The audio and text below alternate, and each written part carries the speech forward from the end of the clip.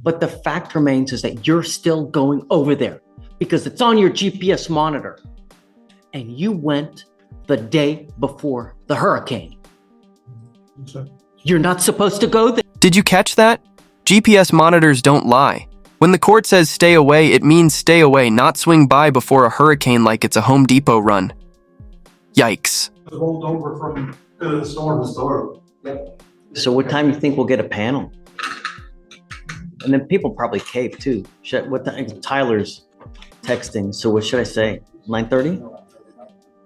I mean, Judge, it's your schedule. Yeah. Okay. 9:30, I guess. All right. So I'm bringing you back out now because no means no. No doesn't mean maybe. No doesn't mean there's got this going on. If you really wanted to, you can always use someone else to achieve a goal. You don't have to do it yourself. Now, it's come to my attention that there's a couple more issues that... This is where things really start unraveling. The defendant allegedly broke bond conditions. Again. Now ask yourself, should someone facing multiple assault charges even be anywhere near the complaining witness? Damien wanted to say as far as this case was concerned. Is that what you just spoke to me about? Yeah, what I just spoke to you about. So I spoke to the counsel about it as well. The issue that we're having is that the defendant is contacting the complaining witness against the bond conditions of what you have put on for him. We talked to the witness in the past. She said that they were still talking together, and after he left the jail, that they were at a hotel together. Also, recently, Logan, the ADA here, had a conversation with the witness who said about 2 weeks ago, Trish called Cynthia. Trish was walking barefoot after defendant covered her mouth to stop her from yelling so that Cynthia could pick her up. Okay, well, so Trish is the complaining witness, Yes. right? Cynthia is the daughter? Yes. Yes, Both of their biological daughters? yes. So he's the father, she's the mother of Cynthia. Yes. Judge. Okay, so Cynthia is getting in contact with you guys saying that he's continuing to maintain contact with them. The problem is that I'm not the only one. The felony court has also told you not to have contact with them. So She also said the defendant had no contact with the complaining witness since right after he got out of jail the first time. So it seems like she's going back and forth on the situation. And here we are. Classic he said, she said, but the GPS data is cold, hard evidence. Let's be real. Who do you think the judge is more likely to believe? The emotional witness or a digital footprint? So we approached first, and then you asked Logan to go out and call for clarification. So when he went out and called for clarification, he came back in and he said that she told him that that Trish was not there whenever he came over, and that he has not had contact with Trish since he got out of jail. So, and Logan emailed that to me to show me what it is that went on in that conversation. So that's the notes that I have, is that the daughter said no contact. All I have here is a bunch of he said, she said, right? But the fact remains is that you're still going over there because it's on your GPS monitor. And you went the day before the hurricane. Sir. You're not supposed to go there. Oh, it was the day of the hurricane. Yes, sir. That was the day before. No, the day before was on the 7th. At least that's what they're saying that's on the GPS device. That hurricane came that night. You were not supposed Sir. to go over there. I just went and picked up a generator. Nobody else can do it. And I had grandkids there. You're not supposed to go over there. No means no. No doesn't mean I have a generator. I've got the tooth fairies going over there to pick up a damn tooth so I can give it to Cynthia. It won't happen again, Your Honor. I promise. I don't care. No means no. We've already dealt with this over and over, and you have 2 open felony cases and you have an open misdemeanor.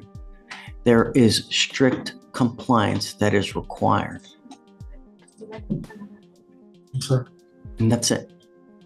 If I let you go, then you will continue to have contact with him. And I want you to know that you were already ordered not to do anything. already, not only by me, but by the felony court as well.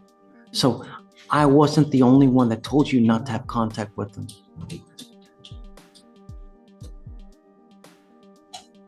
It's all on the same case, Your Honor, and I haven't been around Trish at all. To be clear, we're saying that he's had contact with her. The only Whoa, you scare me. That's not just courtroom talk. That's a judge laying it all out. Comment below. Do you think jail time is the only way to stop someone from violating a protective order like this? the only statement that I have here from Logan and speaking to so no one has talked to the complaining witness. The daughter, Cynthia, said that they have not spoken to each other, that she was not there when he went over. I get he was not supposed to be there, just making sure that we're clear on what it is that happened. So I understand. The fact remains is that he's still going over there. And I have a problem with that when you have 2 open felony cases and a misdemeanor assault against this person. You know, you scare me. You truly do. And I want you to understand that I mean business. And the only way is by putting you in jail. Because if I don't, then I'm enabling this behavior and I'm telling you that it's okay for you to do it, and it's not. I've been seeing a psychiatrist, therapist, and a coach. And it's still not working. Yes, it is, Your Honor. They've had me on medication. I've been doing everything I'm supposed to do and staying out of trouble. They even called me today, but I've been here. I'm doing my, You truly don't get it. You were not supposed to go over there. I understand. I do. If you really wanted to achieve that goal, you could have called a friend to go pick the generator up and said, hey, I can't go over there. There are other ways of achieving a goal than you going over there. I tried, Your Honor. I did. I tried everybody. Then But- don't get it. It won't happen again. I promise. It's not, no, you're right. It's not going to happen again. Yeah, I have no choice but to put you in custody. You have a felony assault, a violation of a protective order, already a felony one, and now a misdemeanor assault, and you continue to violate conditions. I'm not letting you go. That's it. I want you to understand that I mean business. He goes with you. Can I ask you how long is this for, or what's this? I don't know. I don't the know. misdemeanor assault and the felony are the same transaction. It's the same day, so it's not like some pattern of ongoing violence here. He has no criminal history. His PSA is a 1 and a 1. I'm not. Look, I want to get the message across. Okay. A little jail therapy. Therapy? Jail? Both? This is that complicated gray zone where the court has to balance punishment with potential rehabilitation. But how many chances are too many before someone finally gets the message? And let's see where we go. Sam, am I out to kill people? No. I mean, You can't justify it. There's 2 open felony cases and a misdemeanor assault, and he's still going over there in violation of everybody's conditions.